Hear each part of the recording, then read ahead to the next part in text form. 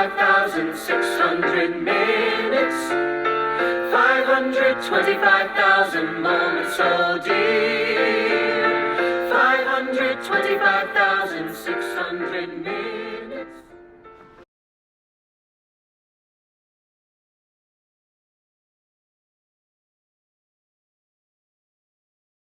Good time. My name's Kirsten. So you came into the office today to discuss a potential exposure to HIV, right? Okay.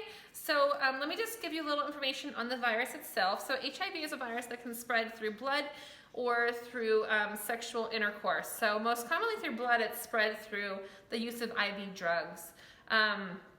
So once it enters the human body, it attacks the immune system. Do you know much about the immune system? No? Okay, let me just give you a little brief summary of the immune system. So its main job is a defense mechanism, which fights against viruses and microorganisms and bacteria. So when it comes to HIV, the cells being attacked are CD4 cells. Once the virus gets into the host, it attaches to the cell's proteins and then it gets into the cell. And inside the cell, it attaches to the DNA, eventually killing the cell and moving on to the next cell. The plan of the virus itself is to kill all of those CD4 cells, which leaves the person immunocompromised, meaning they don't have white blood cells to fight off infections. So now to give you a little history on the virus itself, so it's believed to be transmitted originally from a chimpanzee to a human back in the 1920s in the Republic of Congo. By the late 70s, it had spread to 5 continents. In the 1980s, it really became important in the United States because there was a major epidemic. So originally it was only seen in young gay men or people with history of drug use. Eventually the virus was also found in other patients and not just isolated to those 2 populations. So in 1982, the CDC identified AIDS as a disease, which assisted the WHO in initiating a worldwide response to raise awareness, prevention, and eventual treatment of the virus itself. So 20 years later, the virus infects more than 40 million people worldwide, with the majority of those cases in sub-Saharan African countries. The difference nowadays is that most of the people, half the individuals, are on antiretroviral treatment. Thank you for coming in today. I think Alice is going to come in next to talk to you about manifestations and risk factors, okay?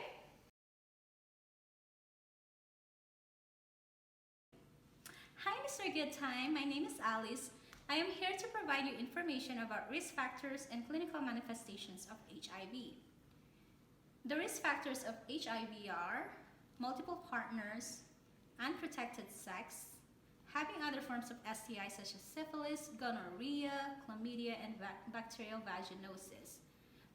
It can also be caused by unsafe IV injection of drugs, like those people that are sharing needles, blood transfusion, tissue transplant, and needle injury, which is very common in healthcare. Now we're going to talk about the clinical manifestations. So the clinical manifestations may vary depending on the stage of HIV.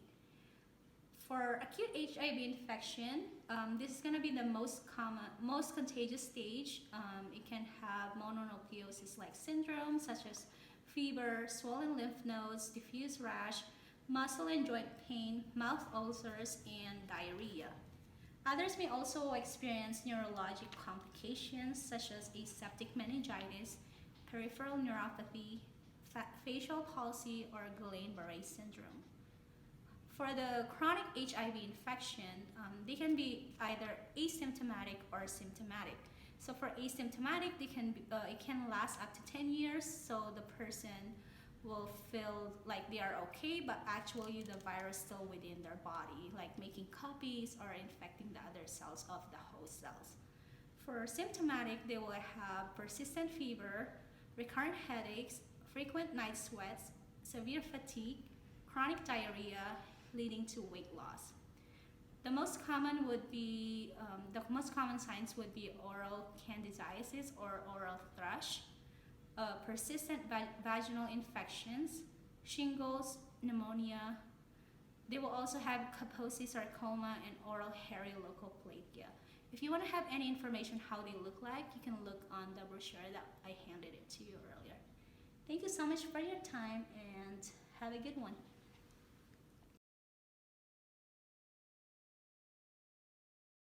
Okay, Mr. Good Time. Now let's talk about the different tests that we can run on for you today. We have the antigen antibody testing, which is a blood test, and it's going to be able to detect the virus 2 to 6 weeks post-exposure. It's the most common type of testing that we do, and I highly recommend that one. There's an antibody testing, which is either a blood or an oral swab.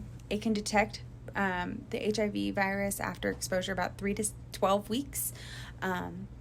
If a positive result does pop up, that means that you are living with HIV. Then we have the viral load, which is a nucleic acid test. That's going to look at how much virus is actually living in your body if you do have a positive result on the other two. We also use this viral load test to see how well the treatment is going.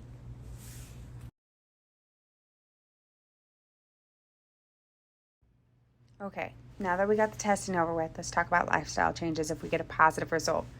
We're going to have to be very careful with our sexual lifestyle now. We're going to have a really good communication with our sexual partners and making sure that they're getting regularly tested. We also want to maintain a really good relationship with our healthcare providers and our care team. We're going to be on lifelong antiviral medications, which is really important that we adhere to the medications and the treatment plan that our health team has come up with. We also are going to want to start living a really healthy lifestyle. No smoking, no excessive drinking, no street drugs. We want to exercise, make sure that we're just living healthy. We're also going to want to take proper precautions not to get sick. Hand washing, avoiding large crowds, making sure that we are on top of when we get sick, getting treated for being sick.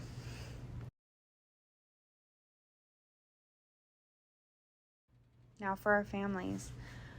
Being a parent or a family member or best friend to somebody who got a positive test result for HIV, really we have to remember that they are still the same person that they were before.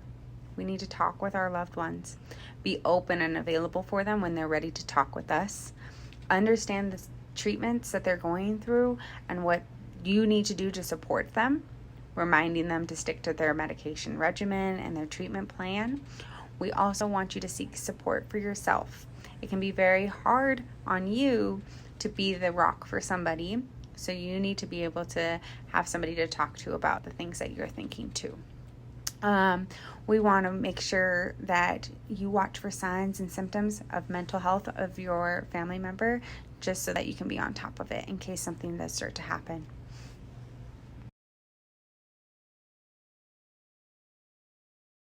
All right, Mr. Good Time, let's discuss the prognosis of HIV.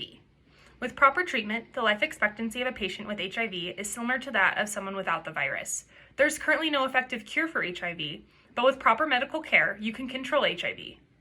The diagnosis can raise a lot of fear and questions, but the outlook for patients with HIV has significantly improved over the last 30 years.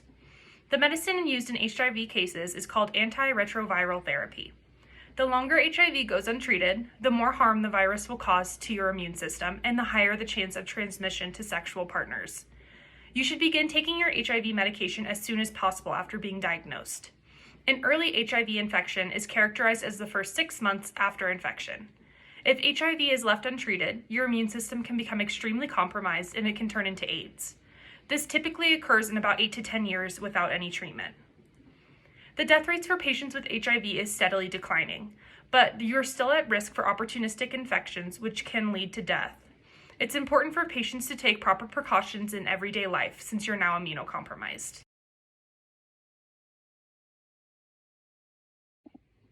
All right, Mr. Good Time, let's go ahead and discuss the treatment for HIV. The treatment for HIV is called antiretroviral therapy, which is a combination of HIV medications that are used to prolong the patient's life and decrease the chances of transmission as you live with HIV. These HIV medications prevent the HIV from multiplying and reduce the amount of HIV in the body. If there's less HIV in the body, this allows your immune system a chance to recover and produce more CD4 cells. CD4 cells are the body's infection-fighting cells. The main goal of the HIV treatment is to reduce your viral load to an undetectable level where it cannot be detected on a viral load test. Once you're able to reach this undetectable viral load level, you will have a decreased risk of spreading the disease to sexual partners that have not already been infected. You should adhere to the medication regimen to increase treatment effectiveness and decrease the chance of drug resistance. Drug resistance develops when people with HIV are inconsistent with taking their HIV medications as prescribed. This allows the virus a chance to mutate, and it will no longer respond to certain HIV medications.